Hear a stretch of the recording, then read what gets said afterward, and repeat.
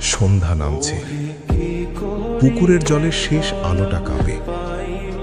দূরে একটা শালিক ডাকে, তার ডাকটা যেন কাউকে খোঁজে। সে মাটির আলপথ ধরে হাঁটে, পায়ের নিচে শুকনো পাতা ভাঙে, শব্দ হয়, কথা হয় না।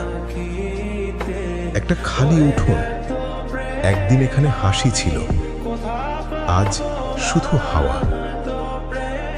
বটগাছের ছায়া এসে থামে, পাতার ফাঁক দিয়ে আলো পড়ে।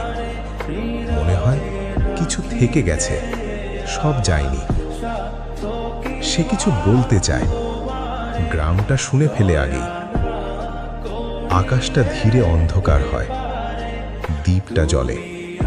সে তাকিয়ে থাকে। কিছু বিদায় বলা হয় না, কিছু থেকে যায়, মাটির মতো নীরব।